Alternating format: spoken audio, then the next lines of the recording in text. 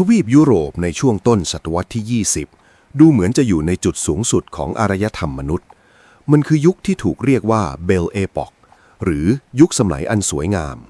นวัตกรรมทางเทคโนโลยีศิลปะและเศรษฐกิจเจริญรุ่งเรืองอย่างไม่เคยมีมาก่อนผู้คนในเมืองหลวงอย่างลอนดอนปารีสหรือเบอร์ลินต่างใช้ชีวิตด้วยความเชื่อมั่นว่าสันติภาพและความก้าวหน้าจะคงอยู่ตลอดไปแต่ภายใต้ฉากหน้าที่งดงามนั้นทวีปยุโรปกำลังนั่งอยู่บนถังดินปืนขนาดยักษ์ที่รอเพียงประกายไฟมหาอำนาจในยุโรปต่างระแวงซึ่งกันและกันลัทธิชาตินิยมที่รุนแรงทำให้ประชาชนเชื่อว่าชาติของตนยิ่งใหญ่เหนือใครและที่สำคัญที่สุดคือลัทธินิยมทหารทุกประเทศต่างสะสมอาวุธสร้างกองทัพขนาดมหึมาและคิดค้นแผนการรบที่พร้อมจะถูกนำมาใช้ในชั่วข้ามคืนเพื่อสร้างความอุ่นใจบรรดามหาอำนาจได้ถักทอเครือข่ายพันธมิตรที่ซับซ้อนและเปราะบางขึ้นมาแบ่งยุโรปออกเป็น2 ค่ายใหญ่คือกลุ่มไตรภาคีหรือ Triple Entente ประกอบด้วยอังกฤษฝรั่งเศสและรัสเซียกลุ่มพันธมิตรไตรภาคีหรือ Triple Alliance ประกอบด้วยเยอรมนีออสเตรียฮังการีและอิตาลีส่วนที่สัญญาเหล่านี้ระบุไว้ชัดเจนว่าหากประเทศใดประเทศหนึ่งถูกโจมตีพันธมิตรที่เหลือจะต้องเข้าร่วมสงครามเพื่อช่วยเหลือทันทีมันคือกลไกของโดมิโนที่ถูกจัดเรียงไว้อย่างแนบชิดณเมืองซาราเยโวแขวนบอสเนียซึ่งในขณะนั้นอยู่ภายใต้การปกครองของจักรวรรดิออสเตรียฮังการีท้องฟ้าในฤดูสดใสอาร์คดูคฟรานซ์เฟอร์ดินานด์องค์รัชทายาทแห่งบัลลังก์ออสเตรียฮังการีพร้อมด้วยพระชายาโซฟีได้เสด็จเยือนเมืองแห่งนี้ด้วยรถยนต์เปิดประทุนการเสด็จเยือนครั้งนี้สร้างความโกรธแค้นให้กับกลุ่มชาตินิยมชาวเซิร์ฟหัวรุนแรงที่ต้องการปลดแอกบอสเนียออกจากออสเตรียฮังการีไปรวมกับประเทศเซอร์เบียองค์กรลับที่ชื่อว่า Black Hand ได้ส่งมือสังหารวัยรุ่น6 คนไปดักรออยู่ตามเส้นทางเสด็จความพยายามลอบสังหารในตอนเช้าล้มเหลวระเบิดที่ถูกขว้างมาพลาดไปโดนรถคันหลังทำให้มีผู้บาดเจ็บอาร์คดูคฟรานซ์เฟอร์ดินานด์ทรงปลอดภัยและยืนยันที่จะเสด็จไปเยี่ยมผู้บาดเจ็บที่โรงพยาบาลในตอนบ่ายแต่ความผิดพลาดในการสื่อสารของคนขับรถทำให้ขบวนรถเสด็จเลี้ยวผิดซอยและต้องจอดชะงักเพื่อถอยหลังบังเอิญอย่างเหลือเชื่อที่รถเปิดประทุนคันนั้นไปจอดหยุดนิ่งอยู่ตรงหน้ากาฟริโลปรินซิปหนึ่งในมือสังหารวัย19 ปีที่กำลังยืนอยู่หน้าร้านกาแฟพอดีปรินซิปไม่ปล่อยโอกาสให้หลุดมือเขาก้าวออกมาชักปืนพกและลั่นไก2 นัดนัดหนึ่งเจาะเข้าที่พระศอของอาร์คดิยุคส่วนอีกนัดทะลุเข้าที่พระคันของพระชายาโซฟีทั้ง2 พระองค์สิ้นพระชนม์ในเวลาต่อมาไม่นานเสียงปืน2 นัดนี้คือเสียงปืนที่ดังกังก้องไปทั้งโลกออสเตรียฮังการีมั่นใจว่ารัฐบาลเซอร์เบียมีส่วนรู้เห็นกับการลอบสังหารจึงตัดสินใจใช้โอกาสนี้บดขยี้เซอร์เบียให้สิ้นซากแต่พวกเขารู้ดีว่าเซอร์เบียมีพี่ใหญ่คือรัสเซียคอยหนุนหลังอยู่ออสเตรียฮังการีจึงหันไปขอคำยืนยันจากเยอรมนีพันธมิตรหลักของตนเยอรมนีโดยการนำของไกเซอร์วิลเฮมที่2ได้มอบเช็คเปล่าหรือการสนับสนุนอย่างไม่มีเงื่อนไขให้กับออสเตรียฮังการีเมื่อมั่นใจว่ามีเยอรมนีหนุนหลังวันที่23 กรกฎาคมออสเตรียฮังการีได้ส่งคำขาดที่มีเงื่อนไขรุนแรงจนแทบเป็นไปไม่ได้ที่ชาติอธิปไตยใดจะยอมรับได้แก่เซอร์เบียแม้เซอร์เบียจะยอมรับเงื่อนไขเกือบทั้งหมดแต่ออสเตรียฮังการีก็มองว่ายังไม่เพียงพอวันที่28 กรกฎาคมคศ1914 1 เดือนพอดีหลังจากการลอบสังหารออสเตรียฮังการีประกาศสงครามกับเซอร์เบียแล้วฟันเฟืองมรณะของระบบพันธมิตรก็เริ่มทำงาน30 กรกฎาคมรัสเซียประกาศระดมพลเพื่อเตรียมช่วยเซอร์เบีย1 สิงหาคมเยอรมนีมองว่าการระดมพลของรัสเซียคือภัยคุกคามจึงประกาศสงครามกับรัสเซีย3 สิงหาคมเยอรมนีรู้ดีว่าฝรั่งเศสต้องช่วยรัสเซียแน่ๆจึงชิงประกาศสงครามกับฝรั่งเศสด้วย4 สิงหาคมเยอรมนีเริ่มใช้แผนชลีเฟนแพลนโดยการบุกสายฟ้าแลบผ่านประเทศเบลเยียมซึ่งเป็นประเทศที่เป็นกลางเพื่ออ้อมไปตีกรุงปารีสให้แตกโดยเร็วการรุกรานเบลเยียมทำให้อังกฤษที่รับประกันความเป็นกลางของเบลเยียมอยู่ตัดสินใจประกาศสงครามกับเยอรมนีทันทีภายในเวลาเพียง1 สัปดาห์มหาอำนาจแห่งยุโรปก็ถูกลากเข้าสู่สงครามเต็มรูปแบบ ตามท้องถนนในเมืองหลวงต่างๆผู้คนเรือนแสนต่างออกมาร้องรำทำเพลงโห่ร้องด้วยความยินดีทหารหนุ่มเดินสวนสนามขึ้นรถไฟไปสู่แนวหน้าพร้อมรอยยิ้มและดอกไม้ประดับปืนพวกเขาเชื่อมั่นในความยิ่งใหญ่ของชาติและคำพูดที่ถูกพร่ำบอกกันในวันนั้นคือพวกเราจะได้กลับบ้านก่อนคริสต์มาสเมื่อเสียงประกาศสงครามสิ้นสุดลงเสียงกึกก้องของรองเท้าบูทนับล้านคู่ก็เข้ามาแทนที่แผนการรบที่ถูกร่างไว้บนโต๊ะเสนาธิการมานานนับทศวรรษได้ถูกนำมาใช้จริงในสมรภูมิที่ชี้ชะตาโลกทางแนวรบด้านตะวันตกกองทัพเยอรมันเคลื่อนพลตามแผนชลีเฟนคลื่นมนุษย์ในชุดเครื่องแบบสีเกรย์กรีธาทัพผ่านประเทศเบลเยียมอย่างรวดเร็วและดุดันเป้าหมายคือการโอบล้อมและทำลายกองทัพฝรั่งเศสให้สิ้นซากภายใน6 สัปดาห์ก่อนที่รัสเซียจะระดมพลทางตะวันออกเสร็จสิ้นทว่าเบลเยียมไม่ได้ยอมแพ้โดยง่ายการต่อต้านของกองทัพเบลเยียมแม้จะเล็กกว่าก็ช่วยทวงเวลาอันมีค่าไว้ได้ในขณะเดียวกันฝรั่งเศสก็งัดแผนการรบของตนที่เรียกว่าแผน17ออกมาใช้โดยเน้นการบุกทะลวงด้วยจิตวิญญาณรุกรบทหารฝรั่งเศสยังคงสวมเครื่องแบบยุคเก่าเสื้อโค้ทสีน้ำเงินสดและกางเกงสีแดงฉานเดินทับหน้ากระดานเรียงเดี่ยวเข้าหาแนวรบของเยอรมันราวกับอยู่ในยุคของนโปเลียนแต่ยุคสมัยได้เปลี่ยนไปแล้วนี่คือยุคของอุตสาหกรรมสงครามในยุทธการที่แนวพรมแดนทหารฝรั่งเศสต้องเผชิญหน้ากับปืนกลและปืนใหญ่ยิงเร็วของเยอรมันที่พ่นกระสุนออกมาราวกับห่ารนทหารราบที่เดินหน้าเข้าหาแนวป้องกันถูกยิงกราดร่วงลงราวกับใบไม้ร่วงเพียงแค่วันที่22สิงหาคมพุทธศักราช1914วันเดียวฝรั่งเศสสูญเสียทหารไปถึง 27,000 นายนับเป็นวันที่มีคนตายมากที่สุดในประวัติศาสตร์การทหารของฝรั่งเศสความกล้าหาญไม่อาจเอาชนะเครื่องจักรสังหารได้กองทัพฝรั่งเศสและกองกำลังรบนอกประเทศของอังกฤษที่เพิ่งเดินทางมาถึงต้องล่าถอยอย่างต่อเนื่องกองทัพเยอรมันรุกคืบเข้าใกล้กรุงปารีสจนถึงขั้นที่ชาวเมืองสามารถได้ยินเสียงปืนใหญ่ดังแว่วมาตามสายลมรัฐบาลฝรั่งเศสถึงกับต้องอพยพออกจากเมืองหลวงดูเหมือนว่าฝรั่งเศสจะกำลังจะพ่ายแพ้ภายในเวลาไม่ถึงเดือนตามที่เยอรมนีคาดไว้แต่แล้วในสัปดาห์แรกของเดือนกันยายนความผิดพลาดทางการสื่อสารและความเหนื่อยล้าของกองทัพเยอรมันทำให้เกิดช่องโหว่ขึ้นระหว่างกองทัพที่1และที่2ของพวกเขานายพลโจเซฟจอฟผู้บัญชาการทหารสูงสุดของฝรั่งเศสมองเห็นโอกาสทองนี้จึงสั่งให้กองทัพทั้งหมดที่กำลังล่าถอยหันกลับมาโจมตีสวนกลับทันทีนี่คือจุดเริ่มต้นของยุทธการที่แม่น้ำมานครั้งที่1การรบเป็นไปอย่างดุเดือดกองทัพฝรั่งเศสทุ่มเททุกสิ่งที่มีเพื่อปกป้องเมืองหลวงถึงขั้นที่นายพลกัลลิยานีผู้บัญชาการรักษาการกรุงปารีสต้องเกณฑ์รถแท็กซี่ของปารีสมากว่า600คันเพื่อขนส่งทหารราบไปเสริมกำลังที่แนวหน้าอย่างเร่งด่วนแม้จะเป็นจำนวนทหารที่ไม่มากนักแต่ก็สร้างขวัญกำลังใจได้อย่างมหาศาลในที่สุดกองทัพพันธมิตรก็สามารถหยุดยั้งการรุกคืบและผลักดันให้เยอรมันต้องล่าถอยข้ามแม่น้ำแอนไปได้เหตุการณ์นี้ถูกขนานนามว่าปาฏิหาริย์แห่งมารซึ่งช่วยกอบกู้ฝรั่งเศสจากการล่มสลายเมื่อการบุกเผชิญหน้าตรงๆไม่เป็นผลทั้งสองฝ่ายจึงพยายามเดินทัพอ้อมโอบกันและกันขึ้นไปทางเหนือเรื่อยๆในเหตุการณ์ที่เรียกว่าการแข่งขันสู่ทะเลพวกเขาปะทะกันอ้อมกันไปมาจนกระทั่งไปสุดที่ชายฝั่งทะเลเหนือของเบลเยียมเมื่อไม่มีที่ให้เดินอ้อมอีกต่อไปทหารทั้งสองฝ่ายจึงเริ่มขุดหลุมเพื่อหลบหลีกคมกระสุนและปืนใหญ่จากหลุมตื้นๆกลายเป็นคูคลองยาวเหยียดที่เชื่อมต่อกัน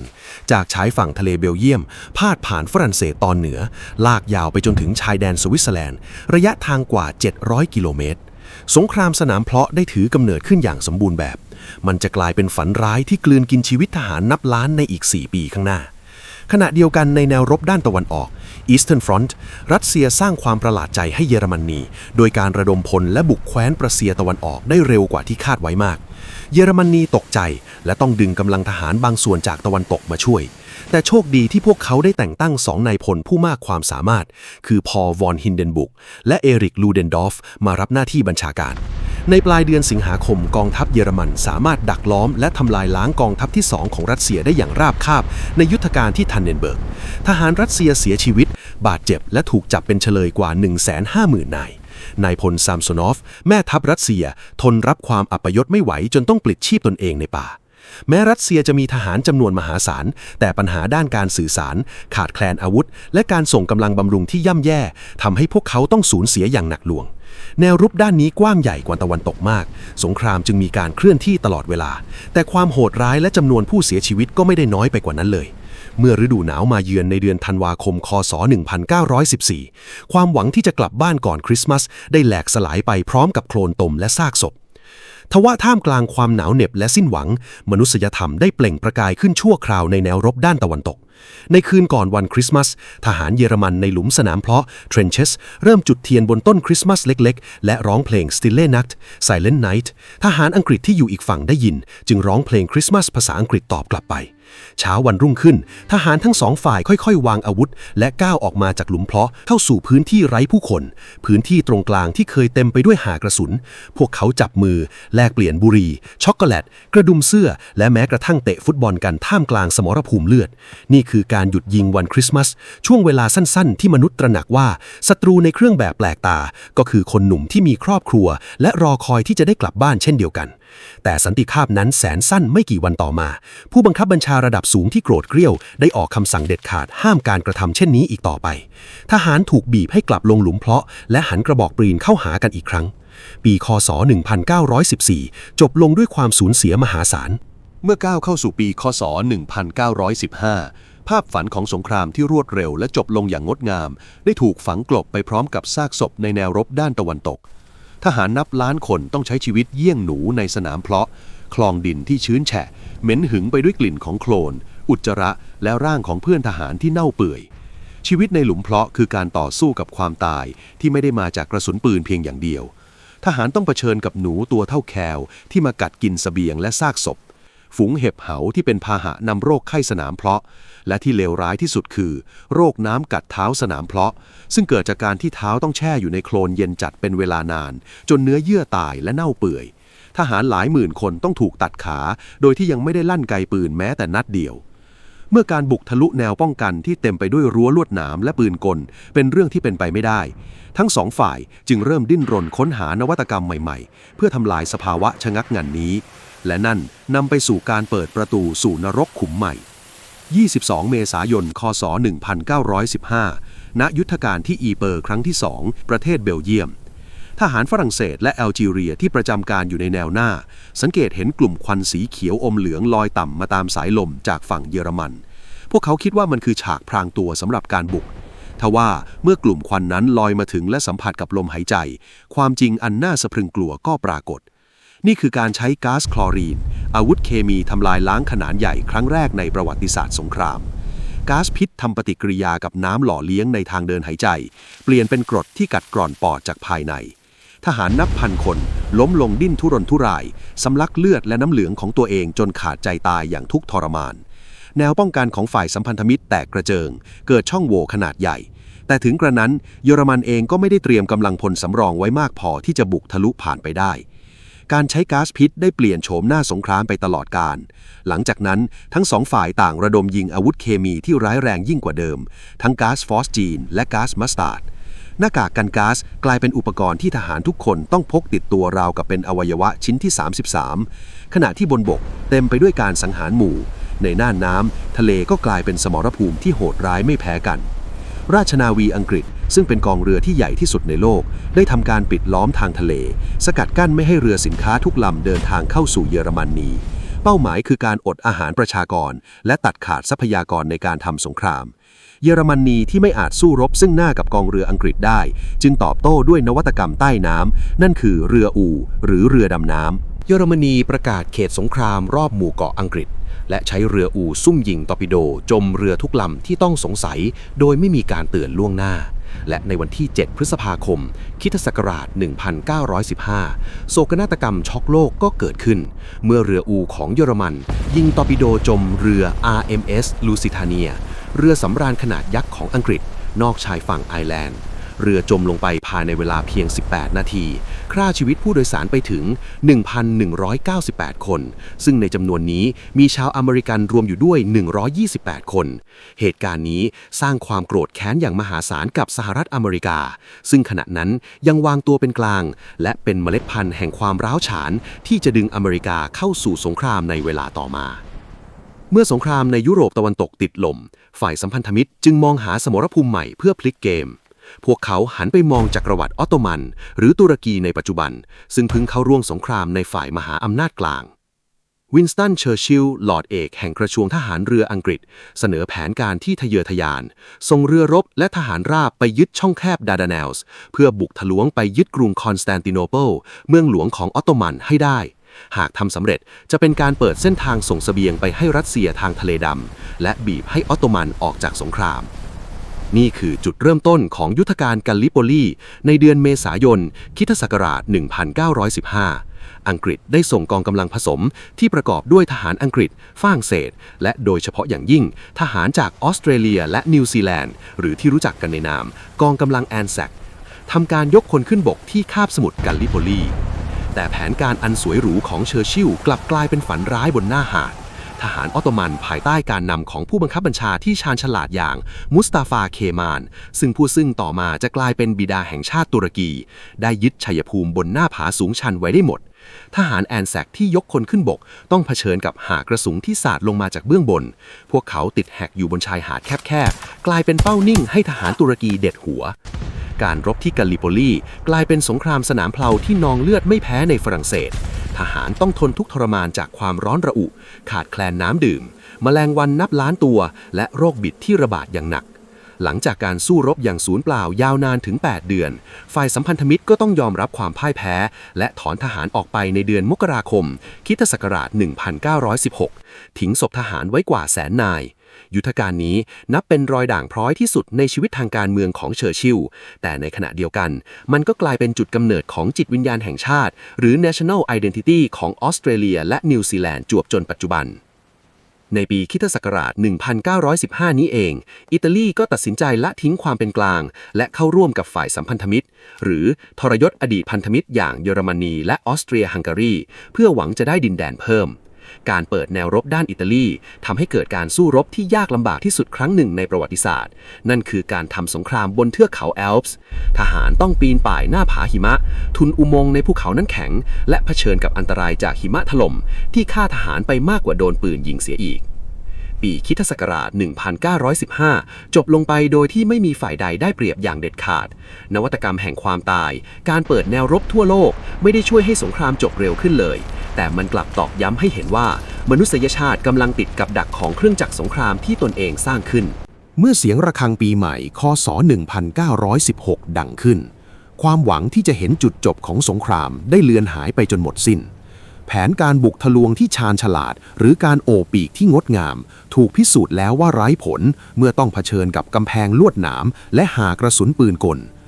พลเอกเอริก ฟอน ฟาลเคนไฮน์เสนาธิการทหารสูงสุดของเยอรมนีตระหนักว่าการจะเอาชนะฝรั่งเศสในสมรภูมิรบแบบเดิมนั้นเป็นไปไม่ได้เขาจึงเสนอแผนการที่โหดเหี้ยมและเย็นชาที่สุดในประวัติศาสตร์การทหารนั่นคือการเปลี่ยนรูปแบบสงครามจากการยึดพื้นที่มาเป็นสงครามบั่นทอนกำลังฟาลเคนไฮน์กล่าวว่าเขาไม่ต้องการยึดเมืองแต่เขาต้องการสร้างเครื่องโม่เนื้อที่จะสูบเลือดฝรั่งเศสให้หมดตัวเขาเลือกเป้าหมายที่ชาวฝรั่งเศสถือเป็นศูนย์รวมจิตใจและเกียรติภูมิของชาติสถานที่ที่ฝรั่งเศสจะยอมตายจนคนสุดท้ายเพื่อปกป้องมันเมืองป้อมปราการแวร์ดึงวันที่ 21 กุมภาพันธ์ ค.ศ. 1916 ยุทธการที่แวร์ดึงได้เปิดฉากขึ้นเยอรมนีเริ่มต้นด้วยการระดมยิงปืนใหญ่อย่างหนักหน่วงที่สุดเท่าที่โลกเคยจารึกกระสุนปืนใหญ่กว่า1 ล้านนัดถูกถล่มใส่แนวป้องกันของฝรั่งเศสภายในเวลาเพียง10 ชั่วโมงแรกเสียงระเบิดดังกึกก้องต่อเนื่องจนแยกไม่ออกเป็นรายนัดทหารเยอรมันเรียกมันว่า Trommelfeuer หรือเสียงรัวกลองป่าไม้ที่เคยเขียวขจีถูกฉีกทุ่งจนกลายเป็นตอไม้ไม่เกรียมภูมิประเทศถูกพลิกกลับจนดูราวกับพื้นผิวดวงจันทร์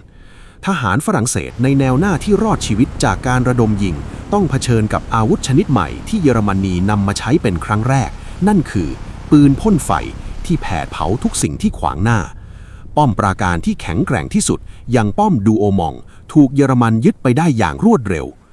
สถานการณ์ของฝรั่งเศสเข้าขั้นวิกฤตรัฐบาลจึงแต่งตั้งนายพลฟิลิปเปแตงมารับหน้าที่กอบกู้สถานการณ์เปแตงออกคำสั่งที่กลายเป็นวลีอมตะของฝรั่งเศสว่า Il ne passeront pas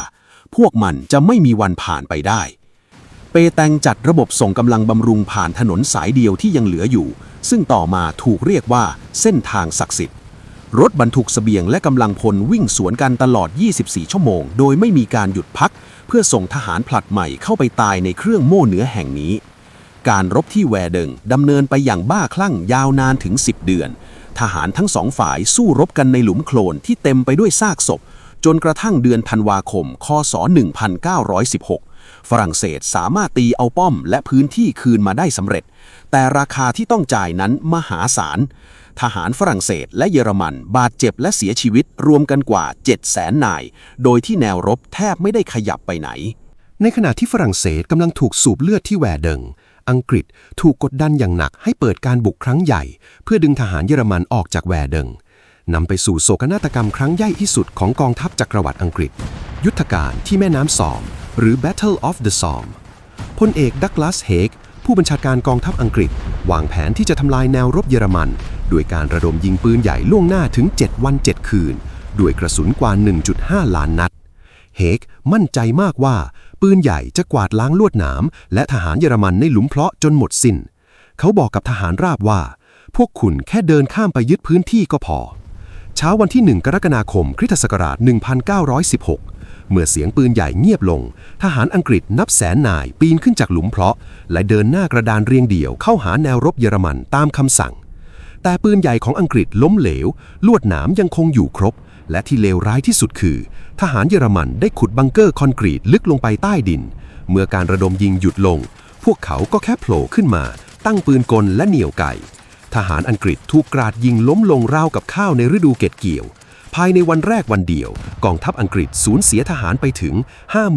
57,470 นายเสียชีวิตเกือบ 20,000 นายนับเป็นวันที่มืดมนที่สุดในประวัติศาสตร์การทหารของสหราชอาณาจักรแม้จะสูญเสียอย่างหนักตั้งแต่วันแรกแต่นายพลเฮกก็ยังดึงดันที่จะบุกต่อไปยุทธการที่แม่น้ำซอมลากยาวไปจนถึงเดือนพฤศจิกายนในเดือนกันยายนอังกฤษได้เปิดตัวนวัตกรรมที่จะเปลี่ยนโลกไปตลอดกาลนั่นคือรถถังหรือแทงค์รุ่นมาร์ค 1แม้ในยุคแรกมันจะเชื่องช้าพังง่ายและสร้างความตื่นตระหนกให้ทหารเยอรมันได้เพียงชั่วคราวแต่มันคือปฐมบทของสงครามยานเกราะในอนาคตเมื่อยุทธการที่แม่น้ำซอมยุติลงฝ่ายสัมพันธมิตรและมหาอำนาจกลางสูญเสียทหารรวมกันกว่า 1.2 ล้านนายแลกกับที่อังกฤษรุกคืบหน้าไปได้เพียง 10 กิโลเมตรในขณะที่แนวรบด้านตะวันตกกลายเป็นโรงฆ่าสัตว์ขนาดใหญ่แนวรบด้านตะวันออกรัสเซียได้เปิดฉากการรุกบรูซิลอฟในเดือนมิถุนายนคริสตศักราช 1916 นำโดยนายพลอเล็กเซย์ บรูซิลอฟผู้ใช้ยุทธวิธีปืนใหญ่ที่แม่นยำและทหารราบจู่โจมทำลายแนวรบของออสเตรียฮังการีจนพังพินาศถือเป็นชัยชนะที่ยิ่งใหญ่ที่สุดของรัสเซียและฝ่ายสัมพันธมิตรในปีนั้นแต่ความสำเร็จนี้ก็ทำให้รัสเซียสูญเสียทหารไปเกือบล้านคนเช่นกันซึ่งเป็นการเร่งให้จักรวรรดิรัสเซียเข้าสู่ขีดจำกัดของการล่มสลายและในท้องทะเลปีคริสตศักราช 1916 ยังเป็นปีที่เกิดการปะทะกันทางทะเลที่ใหญ่ที่สุดในประวัติศาสตร์สงครามโลกครั้งที่ 1นั่นคือยุทธนาวีที่จุดแลนด์หรือ Battle of Jutland ในช่วงปลายเดือนพฤษภาคมนอกชายฝั่งเดนมาร์กกองเรือรบอันเกรียงไกรของอังกฤษและเยอรมนีรวมกว่า 250 ลำท้องทะเลเต็มไปด้วยเสียงคำรามของปืนใหญ่เรือประจันบาน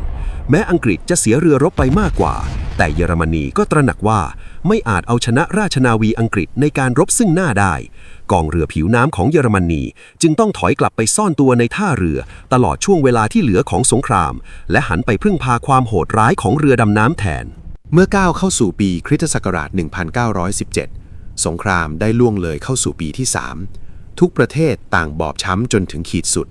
ทรัพยากรถูกผลาญไปกับความว่างเปล่าและประชาชนในแนวหลังเริ่มอดอยากปีคริสตศักราช 1917 จึงไม่ใช่ปีแห่งยุทธวิธีทางทหารที่เฉียบคมแต่เป็นปีแห่งความสิ้นหวังที่นำไปสู่จุดเปลี่ยนครั้งใหญ่ที่สุดของสงครามความสิ้นหวังประการแรกมาจากฝ่ายเยอรมนี แม้กองทัพบกจะยังยึดพื้นที่ในฝรั่งเศสไว้ได้แต่การปิดล้อมทางทะเลของอังกฤษกำลังทำให้ชาวเยอรมันหลายล้านคนอดตายรู้จักกันในชื่อฤดูหนาวหัวผักกาดหรือ Turnip Winter ผู้นำทางทหารของเยอรมนีฮินเดนเบิร์กและลูเดนรอฟจึงตัดสินใจใช้ไพ่ใบสุดท้ายที่อันตรายที่สุดนั่นคือการประกาศสงครามเรือดำน้ำแบบไม่จำกัดเขตอีกครั้งในเดือนกุมภาพันธ์คริสตศักราช 1917 เยอรมนีประกาศกล่าวว่าเรืออูของตนจะจมเรือทุกลำที่แล่นเข้าสู่น่านน้ำอังกฤษไม่ว่าจะเป็นเรือรบเรือสินค้าหรือแม้แต่เรือของประเทศที่เป็นกลางเยอรมนีรู้ดีว่าการทำเช่นนี้จะดึงสหรัฐอเมริกาเข้าสู่สงครามอย่างแน่นอนแต่พวกเขาก็เดิมพันว่าเรืออูจะสามารถตัดเสบียงและบีบให้อังกฤษยอมจำนนได้ก่อนที่กองทัพอเมริกาจะข้ามมหาสมุทรแอตแลนติกมาถึงยุโรปในขณะเดียวกันเยอรมนีก็พยายามสร้างความวุ่นวายให้สหรัฐอเมริกาเพื่อถ่วงเวลาอาร์เธอร์ซิมเมอร์แมนรัฐมนตรีต่างประเทศเยอรมนีได้ส่งโทรเลขลับสุดยอดไปยังรัฐบาลเม็กซิโกเสนอว่าหากเม็กซิโกยอมประกาศสงครามกับสหรัฐเยอรมนีจะช่วยสนับสนุนด้านการเงินและช่วยยึดดินแดนเท็กซัสนิวเม็กซิโกและแอริโซนาคืนให้กับเม็กซิโกทว่าหน่วยข่าวกรองของอังกฤษหรือ Room 40 สามารถดักจับและถอดรหัสโทรเลขซิมเมอร์แมนนี้ได้และนำไปมอบให้กับรัฐบาลสหรัฐ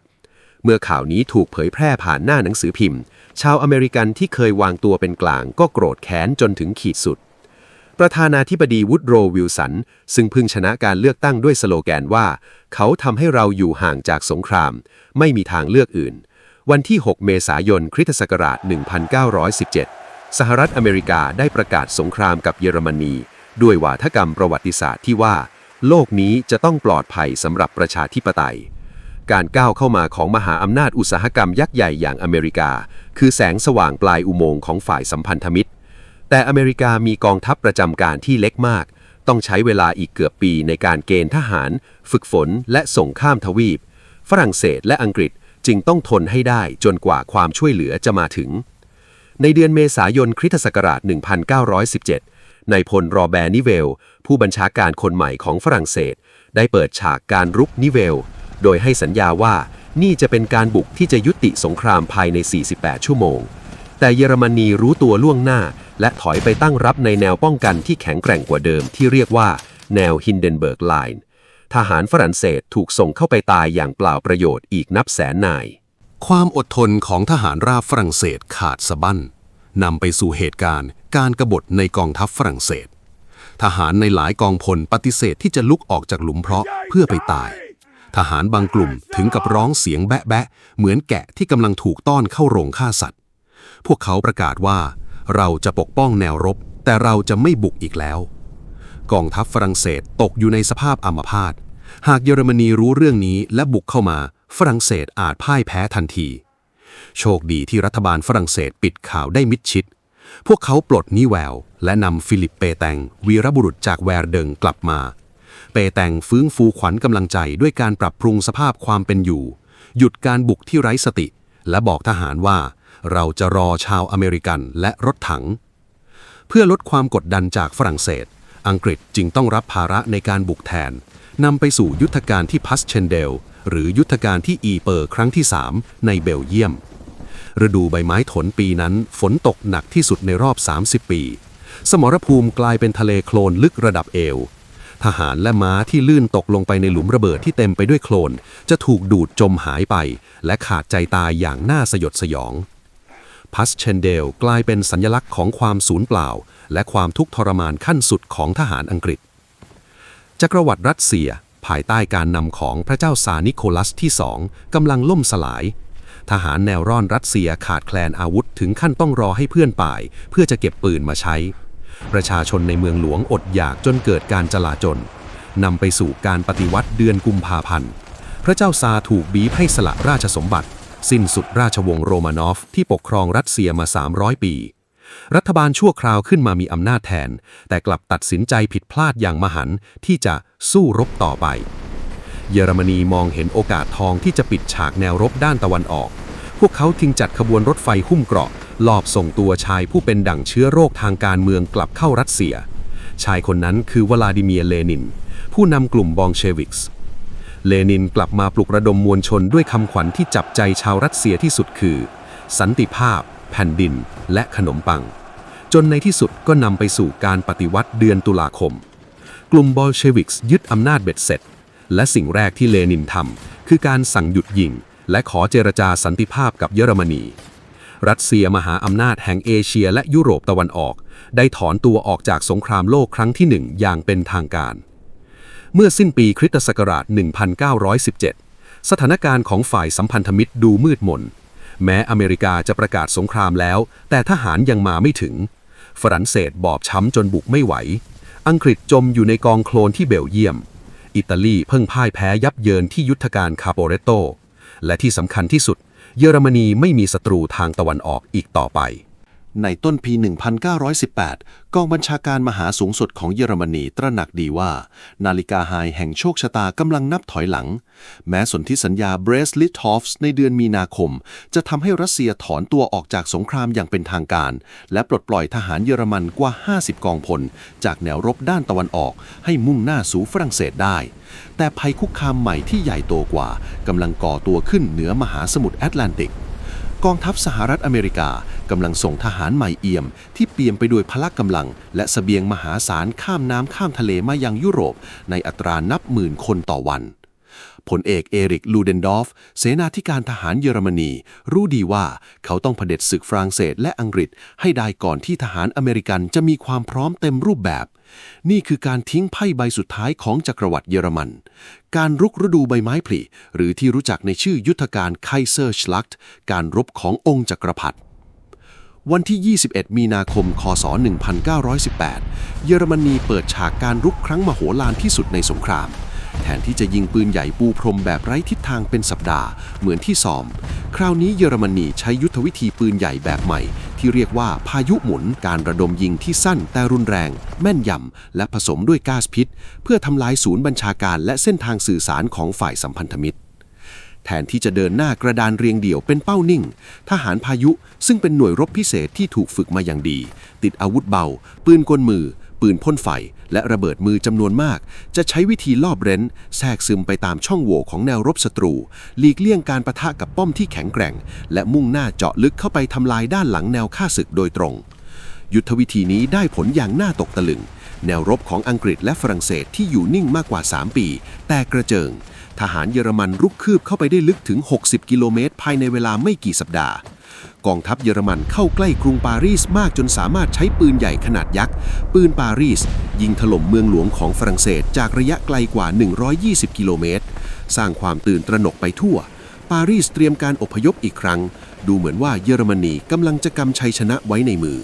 แต่การรุกที่รวดเร็วเกินไปกลับกลายเป็นหอกข้างแคร่ทหารเยอรมันทิ้งห่างจากสายส่งกำลังบำรุงของตนเองเสบียงเริ่มร่อยหรอความเหนื่อยล้าเข้าครอบงำและเมื่อทหารเยอรมันที่กำลังหิวโหยบุกไปยึดคลังเสบียงของฝ่ายสัมพันธมิตรได้พวกเขากลับพบกับเนื้อกระป๋องไวน์และขนมปังขาวมากมายสิ่งนี้ทำลายขวัญกำลังใจของทหารเยอรมันอย่างหนักเพราะมันพิสูจน์ว่าโฆษณาชวนเชื่อของรัฐบาลที่บอกว่าเรือดำน้ำทำให้อังกฤษอดอยากนั้นเป็นคำโกหกทั้งเพและที่สำคัญที่สุดทหารอเมริกันได้มาถึงแล้วภายใต้การนำของนายพลจอห์น เจ เพอร์ชิงกองกำลังรบนอกประเทศของสหรัฐได้เข้าร่วมการต่อสู้เพื่ออุดช่องโหว่ของฝ่ายสัมพันธมิตรในยุทธการที่ป่าเบลโลวูดนาวิกโยธินสหรัฐได้แสดงความกล้าหาญและดุดันในการสู้รบระยะประชิดจนทหารเยอรมันขนานนามพวกเขาว่าสุนัขปีศาจการมาถึงของอเมริกาทำให้การรุกของเยอรมนีชะงักงันและหยุดลงในที่สุดเมื่อถึงเดือนกรกฎาคมที่ยุทธการแม่น้ำมานครั้งที่2เมื่อเยอรมนีหมดแรงฝ่ายสัมพันธมิตรจึงเปิดฉากการโต้กลับครั้งยิ่งใหญ่ที่สุดนำไปสู่การรุก100 วันที่ 8 สิงหาคมคริสตศักราช 1918 กองทัพพันธมิตรอังกฤษฝรั่งเศสอเมริกาออสเตรเลียและแคนาดาได้เปิดฉากยุทธการที่อาร์เมียนนี่คือสมรภูมิที่แสดงถึงสงครามยุคใหม่ฝ่ายสัมพันธมิตรใช้ยุทธวิธีร่วมโดยผสานการทำงานของทหารราบปืนใหญ่รถแทงค์มาร์ค 5 กว่า500 คันและฝูงบินรบที่คอยทิ้งระเบิดสนับสนุน แนวรบเยอรมันพังทลาย ทหารเยอรมันยอมจำนนนับหมื่นนาย ลูเดนดอร์ฟถึงกับบันทึกไว้ว่าวันที่ 8 สิงหาคม คือวันวิปโยคของกองทัพเยอรมัน จากจุดนั้นกองทัพเยอรมันถูกผลักดันให้ถอยร่นอย่างต่อเนื่อง แนวป้องกันฮินเดนเบิร์กที่เยอรมันภูมิใจนักหนาถูกตีแตก ทหารอเมริกันกว่า 1.2 ล้านนาย เปิดฉากการรุกที่ป่าอากรกดดันเยอรมันอย่างหนักหน่วง ในขณะเดียวกันแนวหลังของเยอรมันก็กำลังพังพินาศ ประชาชนอดอยาก ทหารหมดกำลังใจ และไข้หวัดใหญ่สเปนกำลังระบาดฆ่าชีวิตผู้คนไปทั่ว มหาอำนาจกลางเริ่มล่มสลายไปทีละชาติ 29 กันยายน บัลแกเรียยอมจำนน 30 ตุลาคม จักรวรรดิออตโตมันยอมจำนน 3 พฤศจิกายน จักรวรรดิออสเตรียฮังการีซึ่งเป็นจุดเริ่มต้นของสงครามยอมจำนน เยอรมนียืนหยัดอยู่อย่างโดดเดี่ยว เมื่อรัฐบาลทหารสั่งให้กองเรือรบเยอรมันออกไปรบแบบพลีชีพกับกองเรืออังกฤษกลาสีเรือชาวเยอรมันที่เมืองคิวได้ก่อกบฏปฏิเสธที่จะไปตายอย่างไร้ค่าการกบฏลุกลามกลายเป็นปฏิวัติทั่วประเทศทหารและคนงานรวมตัวกันยึดอำนาจไกเซอร์วิลเฮมที่2ถูกบีบให้สละราชสมบัติในวันที่ 9 พฤศจิกายนและลี้ภัยไปยังประเทศเนเธอร์แลนด์เยอรมนีประกาศตนเป็นสาธารณรัฐคณะผู้แทนของสาธารณรัฐเยอรมันชุดใหม่นำโดยมัตติอัส แอสแบเกอร์เดินทางข้ามแนวรบไปยังป่ากงเปียนในประเทศฝรั่งเศสเพื่อเจรจาขอสงบศึกกับจอมพลเฟอร์ดินังฟอชผู้บัญชาการสูงสุดฝ่ายสัมพันธมิตรบนตู้รถไฟเสบียงที่ถูกดัดแปลงเป็นศูนย์บัญชาการวันที่ 11 พฤศจิกายน คศ 1918 เวลา 5 นาฬิกาคณะผู้แทนเยอรมันได้ลงนามในสนธิสัญญาสงบศึกโดยมีเงื่อนไขให้การหยุดยิงมีผลบังคับใช้ในอีก 6 ชั่วโมงข้างหน้าคือเวลา 11 นาฬิกาของวันที่ 11 เดือน 11 แม้จะมีการลงนามแล้วแต่ในช่วงเช้าของวันนั้นผู้บังคับบัญชาทั้งสองฝ่ายหลายคนยังคงสั่งให้ทหารเดินหน้าโจมตีต่อไปเพื่อยึดพื้นที่ให้ได้มากที่สุดก่อนที่เสียงระฆังจะดังทหารนับหมื่นคนต้องเสียชีวิตและบาดเจ็บในช่วงเวลาไม่กี่ชั่วโมงสุดท้ายของสงครามจนกระทั่งเข็มนาฬิกาชี้ไปที่เลข 11 เสียงปืนใหญ่ที่คำรามอย่างบ้าคลั่งมาตลอด 4 ปี 3 เดือนกับอีก 14 วันจู่ๆก็เงียบลงความเงียบที่เกิดขึ้นนั้นน่าขนลุกและดังกึกก้องในความรู้สึกของทหารทุกคนทหารแนวหน้าค่อยๆชะโงกหน้าขึ้นมาจากหลุมโมลที่เน่าเหม็นไม่มีกระสุนปืนกลสาดเข้ามาไม่มีควันพิษสีเขียวลอยมาตามลมพวกเขาก้าวออกมาจากสนามเพลาะบางคนโยนหมวกขึ้นฟ้าบางคนสุดลงไปร้องไห้และอีกหลายคนเพียงแค่ยืนนิ่งหงันทอดสายตาไปยังทุ่งสังหารที่กลืนกินชีวิตคนหนุ่มไปกว่า 10 ล้านชีวิตและทำให้ผู้คนบาดเจ็บพิการอีกกว่า 21 ล้านคนจักรวรรดิที่ยิ่งใหญ่ถึง 4 จักรวรรดิรัสเซียเยอรมันออสเตรียฮังการีและออตโตมันได้ล่มสลายลงโฉมหน้าของโลกและแผนที่ของตะวันออกกลางและยุโรปถูกวาดขึ้นใหม่สงครามโลกครั้งที่ 1ได้จบลงแล้วมันถูกเรียกขานด้วยความหวังอันบริสุทธิ์ของมนุษยชาติในขณะนั้นว่าสงครามเพื่อยุติสงครามทั้งปวงแต่สนธิสัญญาแวร์ซายน์ที่กำลังจะตามมาในอีกไม่กี่เดือนข้างหน้านี้จะพิสูจน์ให้เห็นว่าความหวังนั้นเป็นเพียงข้อตกลงหยุดรบชั่วคราวก่อนที่พายุลูกใหม่ที่โหดร้ายยิ่งกว่าจะพัดหวนกลับมาทำลายล้างลูกอีกในอีก 20 ปีต่อมา